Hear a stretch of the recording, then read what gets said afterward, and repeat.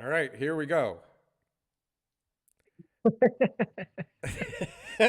Please subscribe to the channel.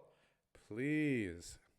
Hey guys, YouTube's got an algorithm and it really help us out a lot if you could like, comment, and subscribe. This is how we can get more information out to more people and share the message of Toronto real estate. In Thanks. that order, like, comment, subscribe, and hit the damn bell.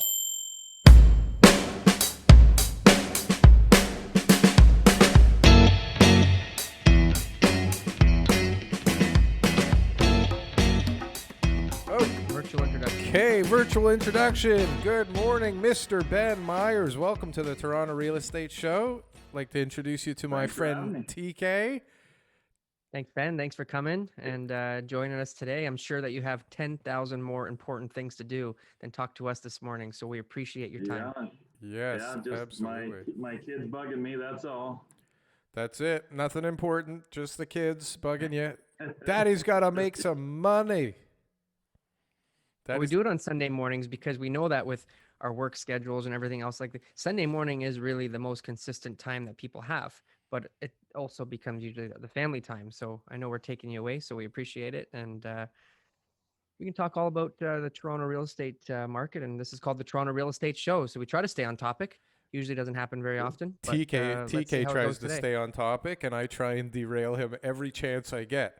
But That's it you know in a what? nutshell. It's a good thing that we have Ben here because this market is crazy, and Ben Myers has all of the answers. I know it. This is the stop on our voyage where we actually get some of the answers. Ben, what the hell's going on out here?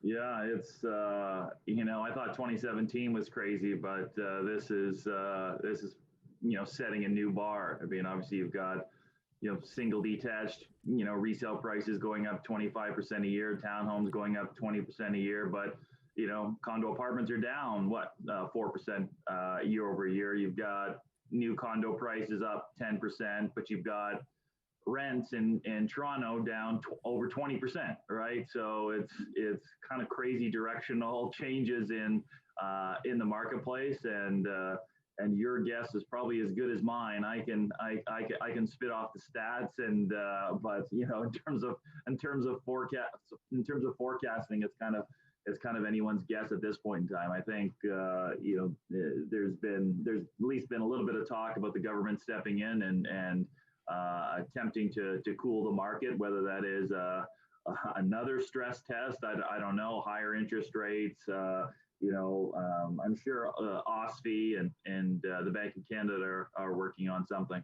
They're talking for sure. So Everybody's talking. Everybody's talking. It's crazy. Canada tried to stop real estate prices from falling and created a bigger bubble. One of the articles from this week, and I mean, so you compared it to 2017. So tell me, what feels the same and what feels different? yeah, I think it's when I start looking at people start posting trades and transactions that are 200,000, 250,000 above the list price, and numbers that just kind of make you shake your head, right?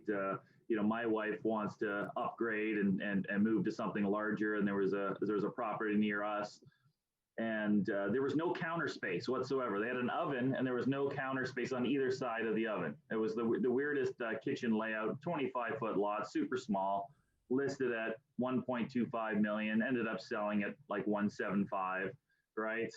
So it's just like, do people not cook anymore, or are they're able to juggle all the stuff that they need and land it in place? But yeah, when you see I think there was a realtor that posted a semi-detached in Leslieville that sold for 3 million or something. It's starting to get out of control. So as much as I'm generally bullish on the real estate market, I think if you're looking to buy right now, I think you should be very careful and how much you pay, and have a budget, and stick to it. Don't get too caught up in these bidding wars, and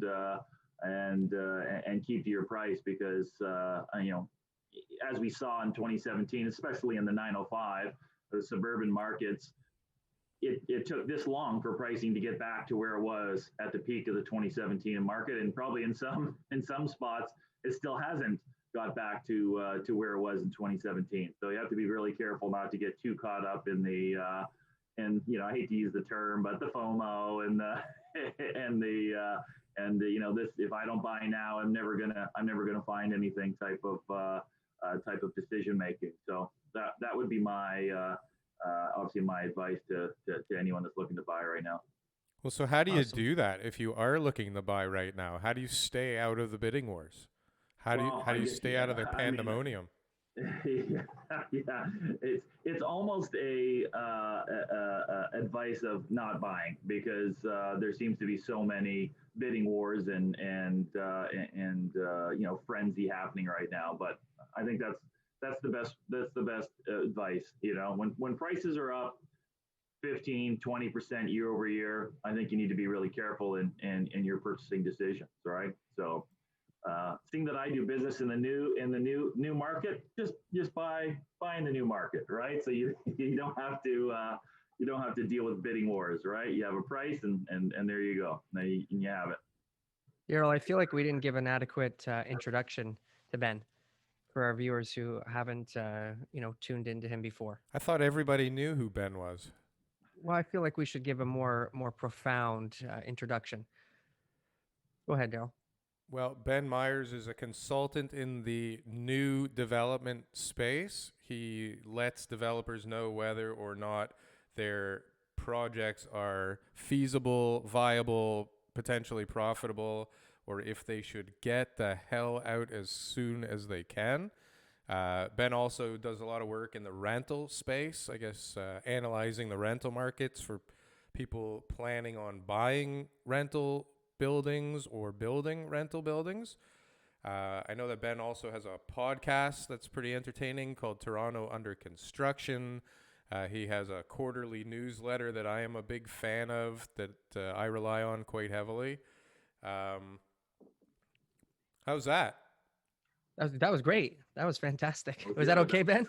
Yeah, and I also do a lot of work. Oh, wrong side, with Baker Real Estate. So I'll give them a little bit of a plug, because they're a great Sure.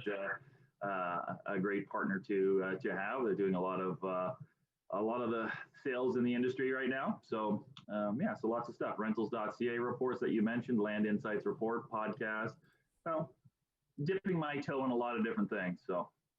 So before a developer is going to sink millions of dollars into a project to see if it's viable or not, they're consulting with Ben Myers. It's interesting. They just like to have a second opinion, right? Obviously I'm looking at a lot of deals, and I'm looking at a lot of pricing and looking at the land sales. So I've got a fairly well-rounded view of the market, talking to a lot of people. And trying to get their thoughts on where things are going, and really trying to narrow in. I'm generally pretty conservative. I get some pushback from my clients, thinking that their pricing or their project is better, and if I haven't considered this, I haven't considered that. But I actually have a Zoom call tomorrow with a client that thought my recommendation was too high. So that doesn't happen too often. So yeah, it's an interesting business to be in, trying to help my clients make better decisions, and just give them all the information that they need to make those decisions. I'm not making those decisions for them, but I'm just giving them all the information and where I think the market is today. The problem obviously is the forecasting of the future market, right? When you're buying a piece of development land, you might not go to market with that land for 3 to 4 years. So it's always really difficult to assess where the market is going to be. And the new condominium market in the GTA has gone up for 26 consecutive years in terms of pricing, in terms of the average pricing, right? So generally speaking, developers are continually expecting future price growth, but it's the degree to which that price growth determines what they can pay today, and so that's the big unknown, especially with construction costs going up, with land. Obviously the land costs have been trending up pretty quickly.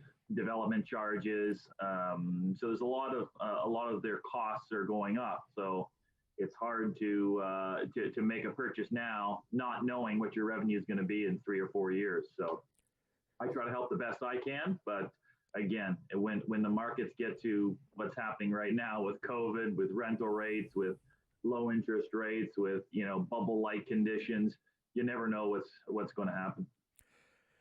It's pretty Awesome. interesting that from, quarter to quarter, we can be in a bubble, and then next thing you know, everybody's talking crash again, and then maybe we'll be in a bubble again. It's like it's moving pretty fast right now. I always Yeah. used to hear from my mentors that, real estate was like a train, and it took a lot to actually slow that train down, and it took a lot to get that thing back up to speed. But it seems right now it's a lot more volatile than ever. Yeah, it's kind of interesting. You had CMHC coming out at the start of the pandemic, calling for a 9 to 18% decline in house prices over the next 18 months, and then the market went completely opposite of what they said. So they completely erred in their forecast. But one of the big factors, and I've been talking about this for 10 years, is the presence of investors in our marketplace, and how they can get completely excited about the market and buy a lot of stuff, or they can read the headlines and drop out, and that can swing the market so quickly here, left and right.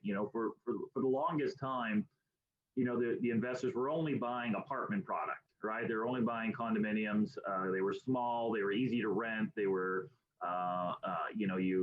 if prices went up or down, your loss would not be as much, or if you're negative cash flow, the loss wouldn't be as much. But then, in that 2016, 2017 bubble-like condition, a lot more investors were buying single-family property because it was just going up so quickly in value, right?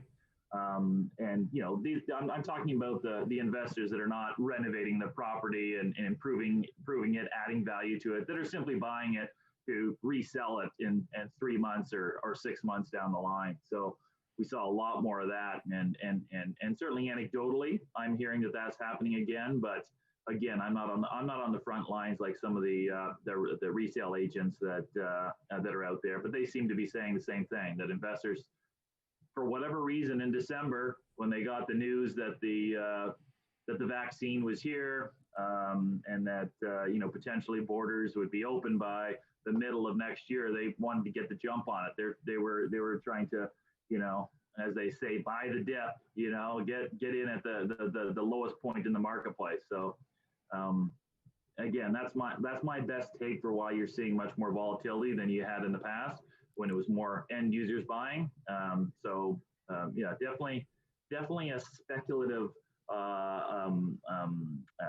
mindset that's kind of happening in the market right now. There's a lot of people that would have been spending their money on vacations and going out to the movies and going out to restaurants and drinking away a lot of those funds. Now they have some additional money to go out, and real estate is just something that's easy to understand. It's not GameStop, right? It's not it's something tangible, as opposed to maybe something like Bitcoin or the stock market, right? It's just a hard asset. You can see it, you can touch it, you can walk through it. Toronto has consistently seen price growth over the long term, so it's something that gets people's attention, right? So who knows when it's going to end, but I have a feeling that the government is going to step in and make some type of change to cool the market. Interesting perspective. Yeah, I think that that's been in the headlines a little bit more lately. We've got obviously big concerns. The one thing that you said in the very beginning, Ben, that I think is a really important part, because there's so many different reasons why this is all happening. You said you and your wife went to go look at a house because your wife wanted to get a bigger house, right? A lot of Yeah. people we're all inside our homes right now. We're living in a 3-bedroom, 1,500 square foot house, whatever it was, when everyone was going in and out of the house all the time. You were rarely all home together. Nobody was ever really on top of each other. And now it's been almost a year where we're all kind of, lacking privacy. We have less space. It's constant, like, the kids are screaming. There's always a mess. I'm trying to work from home. I'm in the basement. I'm doing my podcast Sunday morning. that need of more space is there at an unprecedented level. Yeah, I mean, especially with not only people working from home, but educating from home, right? And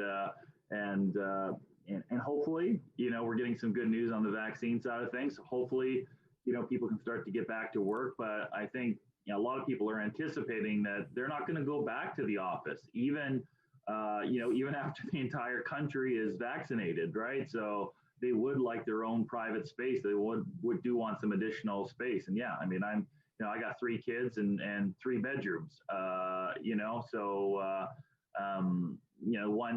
Someone has to double up, right? With obviously me and my wife in one, and so the kids are fighting. So I imagine a lot of people are in the same spot, and they want their own private den, right? They want something where they can lock off and go to work. So there's definitely the demand for additional space. And as you know, we build twice as many condominiums as we do single family homes, right? And as like I said, the market is dominated by investors, and investors are buying small suites. So we're not building a lot of family size units, especially in Toronto, right? There's hardly any family size units being built in the city of Toronto. So if you want to stay here, you have to get into the low rise market. So yes, excess demand, limited supply. It's a recipe for a lot higher prices.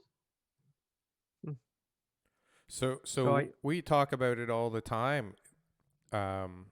So I mean, obviously there is a lot of froth. There's a lot of people talking about excessive exuberance right now, and that things are getting frothy. But Bank of Canada is saying doesn't matter. We need this growth to get out of this recession.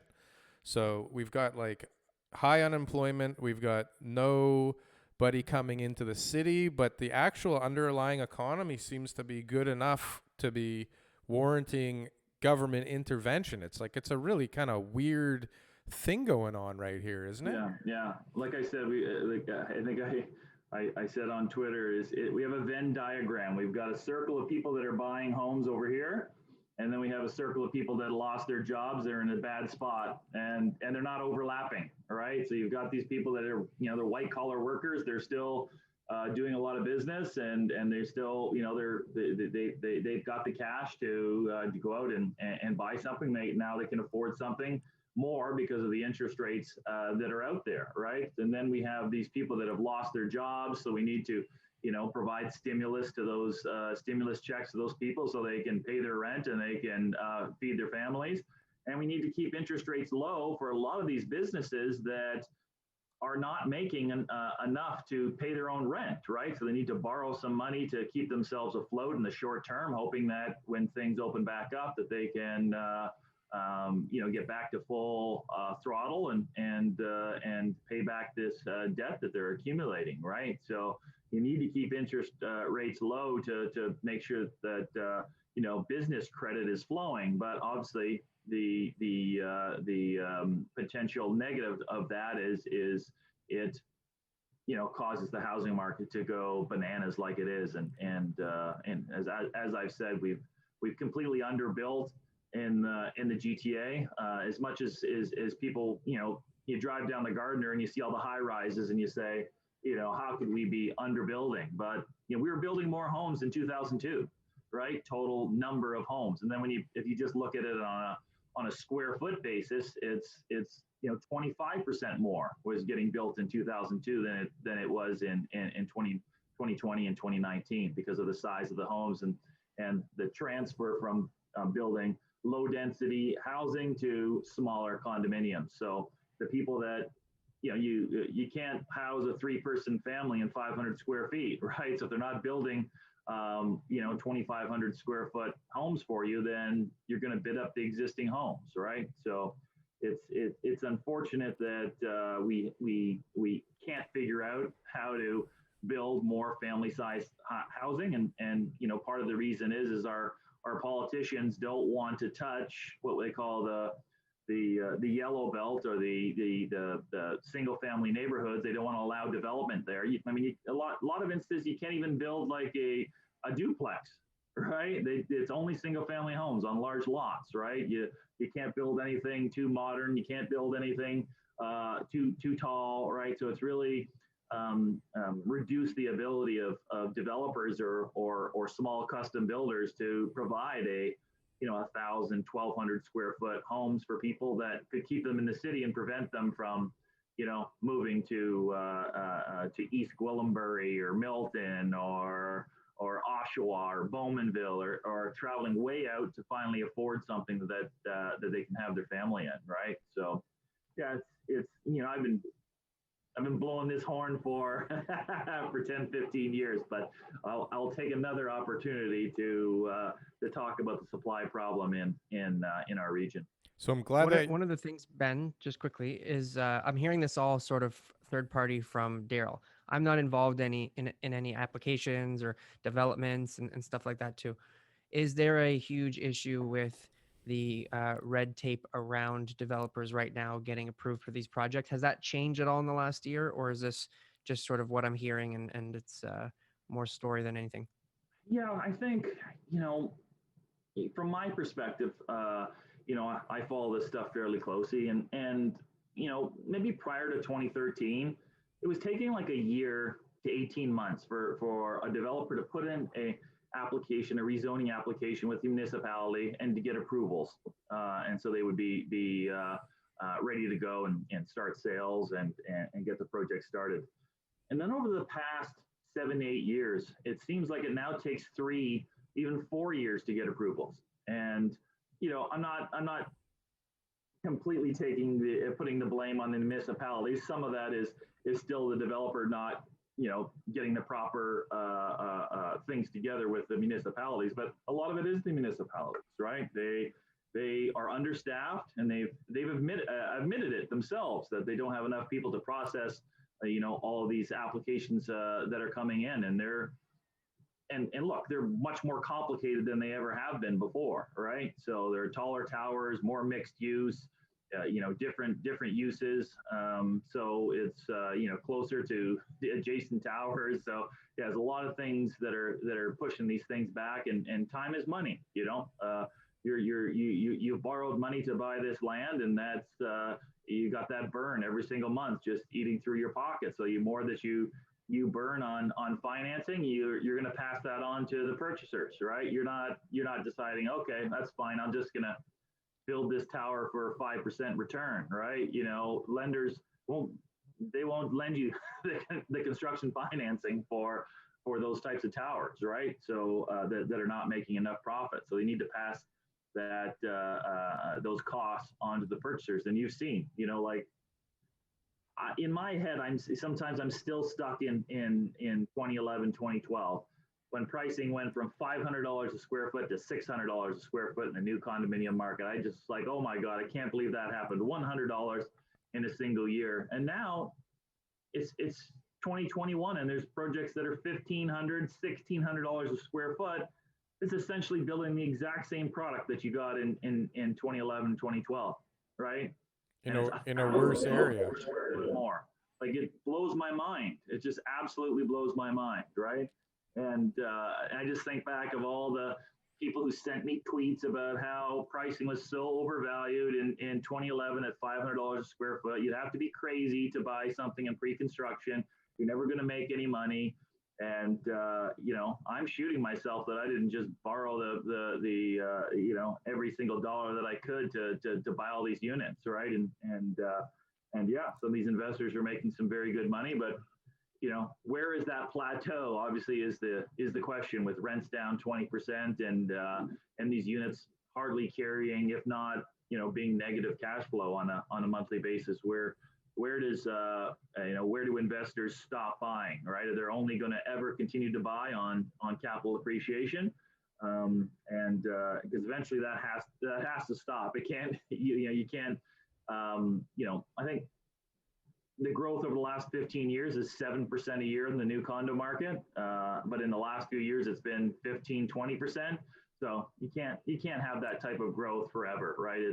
as people always like to say, it's unsustainable, which obviously which is about the most obvious statement you could possibly make, but it's unsustainable. So we'll see where it goes. I have the problem of trying to help my clients maximize, their revenue on their project. But in the back of my mind, I say to myself, even though you can charge this, it's actually bad for the market long term. It's the best for the market for everything just to step up gradually. Everyone's happy with like a 4 or 5% return, steady Eddie, things going up, no worries about up and down. But if you just 20, and then it comes down 20, that's not obviously, volatility is risk, right? So hopefully we can get back to a market that's a little more stable, that's growing at a decent enough rate to attract investors, and keep lenders happy on the mortgage side and the construction side and the land side, but not cause volatility and not screw up the long-term prospects of our market if we haven't already. Well, so Sorry, No, that was a great answer. That was great. No, that was great. So, I mean, there's multiple issues in the process. That's for sure. Whether it be, I think you tweeted something out this morning about yes in my backyard, or you maybe were talking about that this morning on Twitter. Yeah, I mean, I'm a big fan of the YIMBYs out there that are pushing for more housing. The argument from either you're going to get it on the far right, and you're going to get it on the far left. That why are we pushing for new housing when new housing is expensive, right? And I'll say, well, why do we build any new cars then? New cars are expensive. Just build no new cars then, right? Like, obviously you have to continue to purchase stuff because you won't get the older, less expensive product in the future if you don't build new now, right? So, I mean, the point I always make is there's going to be people that are richer than you. Unless you are Elon Musk or Bill Gates, there's always going to be people that are richer than you. So do you want that richer person buying the home that you want, or do you want them moving into a new home that with all the bells and whistles? They should be moving to that new home, right? That's where you want them, so that you can afford the property that you want, and there's less bidders on the property that you want. I mean, it's an inability to look at something and then take the next step. What are the consequences of those actions, right? Another great example is is rent control. I'm fine with rent control at 5%. We don't want rent gouging. We don't want people to be forced out of their homes because of huge increases. But if you only allow a 1 or 2% increase in rents when some of the costs for these landlords are going up higher than that, then you're going to get negative consequences. You're going to get developers saying, I don't want to build because it's going to have rent control, and I'm not going to be able to make the type of return that I want. Or you're going to have, some unscrupulous landlords, saying, oh, we need to renovate your suite and put in all these additional features to cater to those more affluent tenants that are out there. But landlords wouldn't be able to do that if there was more new housing and those affluent tenants were all living in that new housing instead of now wanting to live in these older buildings that are renovated because there would be no market for that. So there's always these consequences, but it's really hard for people to see it. The NIMBYs, or the not my backyard people that fight new developments, they've done a really good job at painting developers as terrible people, just greedy people that want to make lots of money and they don't care about the community. But you don't care about the community either, because you don't want any new housing and you don't want new people coming into your community. You want to keep it tight and you want your values of your housing going up and you don't want any shadows. So you're just as selfish as the people that you're accusing of being selfish. So it's inability of people to look in the mirror, and they've gone and they've convinced the far left, they've convinced the progressives that developers are evil, right? That all housing's expensive, so we don't want new housing. Expensive, don't want it, right? So I always do an example of a a grocery store. Say a grocery store wanted to come into your neighborhood, and the rich people fought that grocery store and fought it and fought it and fought it, and that company had to go and hire lawyers and finally got it built. But now that they've got it built and they've incurred all these costs, now they need to charge more for the groceries.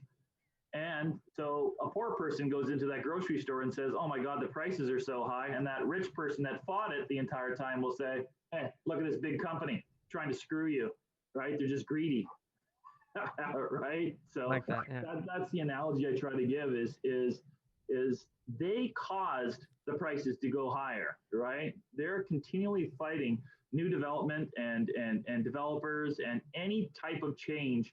Even the most minute change that's happening in these neighborhoods is shot the costs up for everyone, and those costs get passed on to the purchasers. I mean, And it's not only just simple things like that. I mean, they give us these books that they call the guidelines, and then they stick to them when they feel like it. But then you could go in with a building that meets every single guideline, and then they still find some critique or criticism or some reason for you to go back to the drawing board. And I mean that it sounds minor, but I mean now you, I don't know, every time you go back to the drawing board, 3 months, and that money is not cheap money, right? yeah. So 3 months is like hundreds of thousands of dollars in just interest payments, let alone, consulting fees to get the revisions done, and then going back in for the application. And like next thing you know, you have 3 of those stupid little things that,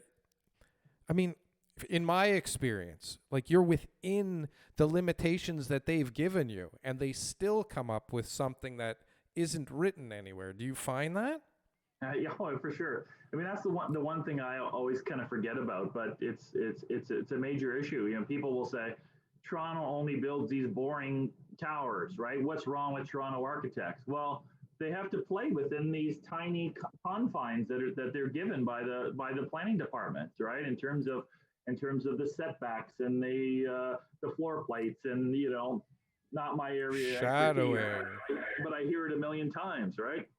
And yeah, you're going to put that application in, and you have to build taller to make money because the fees have gone up and the time has gone up, and you're just being greedy. You should build a short little stubby tower, right? Not realizing that you build bigger. That means you're creating more jobs. That means you're creating more need for supplies, and a lot of those supplies are built here in the GTA, and so those suppliers create jobs, and those people have money to go out and spend, and the building gets built, and commissions are paid, and people are buying floor coverings and window coverings, and they're buying utensils, and they're hiring design consultants, and they're painting, and there's so much spin-off costs that come from a new development.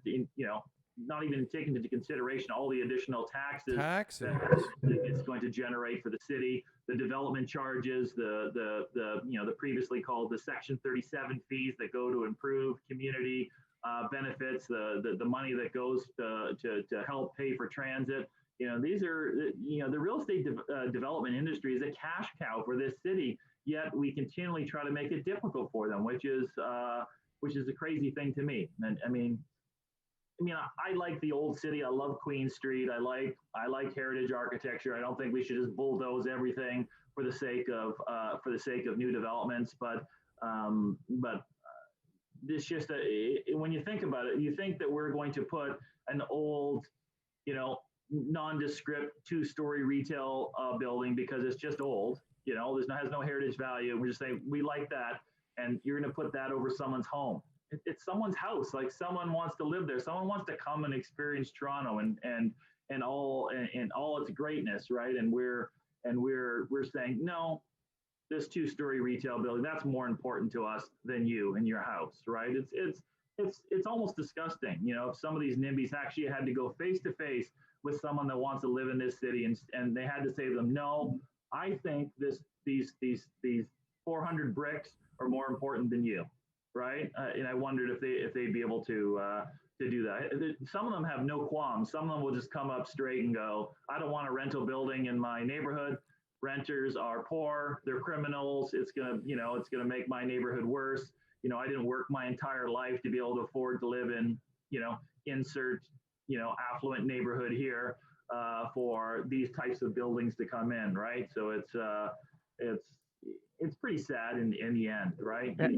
You think that we'd be able to come to some type of compromise in this city? I don't know And why. what's sort of your idea? So like the utopian development process. What do you think? Darryl shared this a few times on our show. So I know some of our listeners will be interested to kind of hear another perspective, like if it's kind of down the same alley or not. So what would be the most ideal scenario to improve the lifestyles of everybody in Toronto, the development process, obviously keeping prices down and making sure that everybody has a place to live? What do you think would be a solution that may or may not be possible? But Yeah, I let me think hear your thoughts. Yeah, I think we need to pre-zone the entire city, right?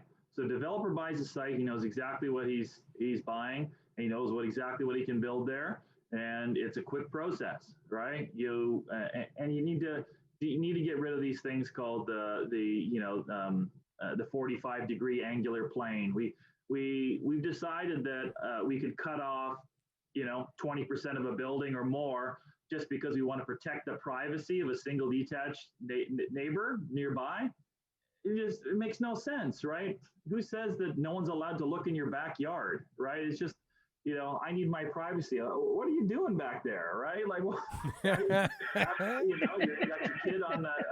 got your kid on the equipment. You're having a barbecue. You're having a few beers. Like, Close the blinds. well, it's the same thing you do at a beach, right? Like, I don't understand what people are doing in their backyards. They don't want people staring in. I'm like, don't you, they're going to stare into my house. Like, everyone's got blinds on their house, like, it's just ridiculous that we put shadows ahead of houses and jobs and spin-off spending and all that type of stuff, right? So I think we need to pre-zone the entire city so people know what can get built there. We need to push for additional densities. We need to say, hey, we need to house more people that are close to jobs, and some of these neighborhoods need to have higher densities. And yes, that's that may not be ideal for some of you that want to live in Toronto in a community of 2-story homes, but we need to put everyone's benefit to at the forefront as opposed to maintaining your property value. So I think, so pre-zoning the entire city, getting rid of some of these weird planning rules, and I think for sure that the city and the province and the feds should be investing in hundreds and hundreds of thousands of affordable housing units. That just makes complete sense to me, right? This whole we need to balance the budget thing, that's ridiculous. That's old thinking. We haven't had any inflation for years. Just print some money or however you had to do it and start building a whole ton of housing. It's going to pay for itself, right? And getting those people out of shelters, getting those people out of courts, fighting evictions, and draining the system because of health costs. And it's going to provide jobs.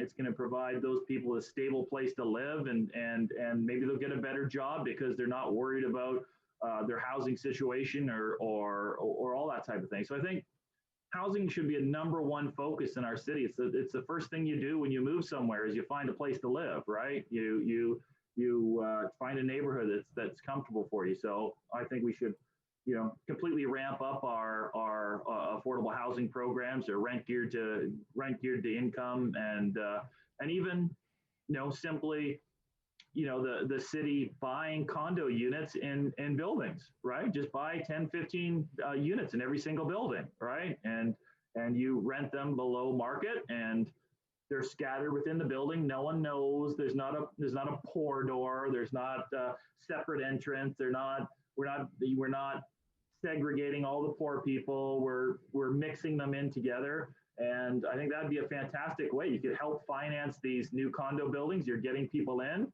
You can sell them whenever you want. You can sell them to the tenant at some point in the future. I think that would be a fantastic way to help the city. So you're aligned with these developers, right? this project gets built, well, I'm going to house an additional 15 people or 20 people or 30 people on my affordable housing list, right? So, I've got a lot of ideas, but those are the ones that immediately come to mind. I like it. Is there any cities in the world right now that you feel are nailing the housing supply issue? Wow. Well, I mean, I look at my, I used to live in Dallas, right? So, Dallas it has the advantage of there's no water, there's no lakes, there's no there's lakes, but there's no Lake Ontario size lakes. There's no green belt, there's no mountains, there's no country borders, so they can essentially stand out, right? So, but as we know, you can only expand out so far, and there's environmental concerns about everyone driving. But they make it really easy for developers. They say, you want to build something, boom, go for it, right? We want construction jobs, we want economic activity, we want to house as many people as possible, right? And because they've built so many houses, then you don't see the huge price growth in that marketplace, right? A lot of the big multi-residential guys, multi-family guys are in Dallas. They're going to Dallas because that's what I've heard is ton of supply, ton of like the market fundamentals are strong. Maybe not the most on appreciation, but it's still a good market. And obviously, I mean, they have an advantage of weather, right? So you've got these garden apartments where there's no internal hallways, right? So the people go up to the apartments on the outside of the building, right? Because they don't need to be protected from the elements. And because they have so much land, they can do above grade parking, right? They don't have to do underground parking, which is extremely costly. And then, on their single family homes, they don't need to build a basement to secure you because of permafrost and stuff like that, right? So just like a slab on grade, and not being politically correct, but they have a lot of illegal immigrant workers that build these houses. So the labor costs are way down as well. So there are some, just some advantage from those perspectives. But I mean, it's hard. There's very few large cities that are doing it well, right? I think once you start to go away from low density housing and the high rise becomes their more dominant built form, you're going to have a huge increase in the cost in your city, because it's just so much more expensive to deliver an apartment than it is a wood frame single detached home that you can build one at a time, right? You can't just build one apartment at a time. You got to build the entire building, right? So you got to finance the entire thing. A lot of times you got to sell the entire thing. And if you're going to build a rental building, then you need someone to be able to buy into your revenue expectations at completion, which isn't always easy to do if you've got an environment of conservative lenders, right? So, and once we changed over to stop, building a lot less single family and townhome product and building more apartments, then we saw prices go up. It's more expensive land. It's more expensive to build on a per square foot basis. Takes longer to build, so it's more expensive in terms of financing. So the cost to build any one unit or any one square foot is way higher, and then obviously it's going to eventually permeate out into the cost for the rest of the market. So it's a change that's happening here, and it's happening in a lot of other major cities in the United States as well. So where would you say right now in the GTA is where a lot of people are starting to turn their attention in this new environment? What's a hot spot? What's the next up and coming area for developers? Well, in terms of my studies, I am Mr. Scarborough. I have done so many studies. It's unbelievable. Why Scarborough? It's the cheapest place in the GTA, and you still got a GO train, you got a subway and an LRT, right? So good people too. You can still get downtown and quite quickly. And it's right now there's ample land. So because there's ample land, that keeps the land cost down. You can keep the end selling price down. and so people are interested in it. Etobicoke is expensive. The only other untouched part of the city is kind of North York, right? So, but yeah, Scarborough's crazy. People are looking up and down Kingston Road. Obviously, the Golden Mile is a spot that people would like to buy land in, but a lot of it's owned by big REITs and huge family companies, because they're obviously the LRT is going all the way from or the Eglinton Crosstown. I'm not sure if it's an LRT or not. I should probably know this, but it's going all the way to Kennedy Station, and the plan is to expand it even farther. So we're going to see a lot of development along that stretch, and then probably within a bus ride, north or south of that, and then you've got the GO train that kind of loops up and goes up to Stouffville. So everyone's looking around those lands as well. So that's the area that I'm bullish on. It's kind of in that $800 to $850 a square foot range, which is pretty unbelievable in comparison to Yonge Street being $1,500 a square foot, right? It's not that far. I mean, you're above $800 a square foot in Georgetown, in Newmarket, in Mississauga's city center is $1,000 a square foot and above. You've got $1,000, $1,200 a foot in the North York City Center, right? So prices have really gone through the roof. So I still think there's value in Scarborough. And I think that the outer suburbs are now kind of becoming ripe for condo development. So I mentioned the Newmarket, Aurora. There's a lot of interest in that market right now. I've done market studies in Innisfil and King City, Bowmanville, Curtis, Ontario, Ajax, Pickering. You name it. People are looking in those markets to just because a lot of those markets don't have any rental supply. So investors are interested in buying properties, and then because the market is so hot, a lot of the older buyers are looking to kind of cash out, right? Sell their big home, the big 2,000, 3,000 square foot home, move into 1,000 square foot condo rental, or buy that condo and do some traveling with their funds. So I think there's a decent market for that product, right? So we'll see. I've always been bullish on Hamilton too, even though I haven't done much work there, because it's a city. It's an old city. It's got bones. It's got grit, right? It just seems like the perfect spot to be building some new modern glass towers in a lot of those parking lots in kind of the downtown core that they have, and have that built up. So I think that's going to be a hot spot. I think a project just launched there a couple of weeks ago and sold out. So congrats to that developer. Really cool architecture. So I'm excited about those markets. But I think now I'm probably a little sour on the downtown core. I can't believe I'm saying that, because I've always been so bullish on being right downtown. But just the value play at $1,500-$1,600 a square foot, when rents are down 20%, and it's going to be a while before the city really opens up again. It seems like there's going to be some arbitrage in terms of values, but maybe I'm wrong. I mean, the downtown just continues to go up. So we'll see where the market is and see where it goes. But yeah, I would definitely put Scarborough at the top of my list. Like it. Music to our ears. I think there's developers downtown right now who have projects that they're not releasing because they're waiting for the dust to blow over. We've had a few launches.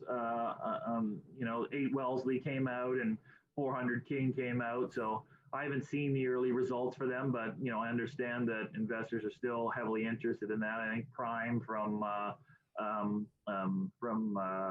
Center Court is launching soon, and Baker Real Estate launched Canary District, which I understand is selling really, really well. Obviously the West Donlands is an extremely nice new community there. I have always complained that they didn't build taller towers there. It seemed like the perfect spot where there's less of those NIMBYs there. It's just a giant new area that you could have you could have built tons of towers, or at least a juxtaposition of some mid rises and some super talls, right? I think it would have been the perfect spot for it. But as you know, our government, always takes a conservative approach when doing things, and instead of, they could have built a 50-story affordable housing tower there, right? But no, they want to build quote unquote human scale buildings, whatever that means. I don't know, if you look up and your neck hurts, then what? That's not a human scale building anymore. I don't know. It's the stupidest term. Got to ever. move further away from the building. Yeah, so your walk neck doesn't- further back. Yeah, there was. How tall West Don lands? How tall are the buildings? Yeah, a lot of them are maximum 15 stories, right? They're like 12 to 15 stories, right? Wow. So obviously a lot of them got built for the Panama, not the Panama Games. I'm screwing the name up. Pan Am Games. What is it? Pan Am. Pan Am. Oh God, someone's gonna record this for me. But yeah, the Pan Am Games, the student village there, right, or the athletes village. But yeah, it was a complete missed opportunity to build something a lot better and be more mixed use and mixed income. But it is what it is. It's another missed opportunity for our city to do something better than it has. Absolutely. That's the answer. Taller buildings, more supply. The one thing, because we're running out of time here, but the one thing that you talked about was the rent control. And so Alberta's got an amazing model.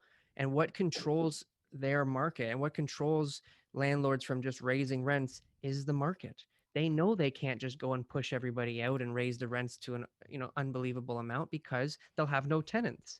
So they have to keep those rents. And sometimes it's a 2% increase. Sometimes they don't raise it at all. And yeah, sometimes it'll be a 5% rental increase, because that's what the market is saying. But it's not out of control there, where there's all these vacant units with these high skyrocketing rent asking prices, because the landlords need to fill those tenancies. So the market really does control everything. Like rent control is, to me, it's outdated, and it's something that I think needs to be revised again, even though now, like November 2018, new construction, that stirs a little bit more supply. But I think that they should be looking at the current rent control from the units built before then too, just to try to. I mean, you don't need rent control if you build enough units to satisfy demand. I mean, it's simple as that, right? Yeah.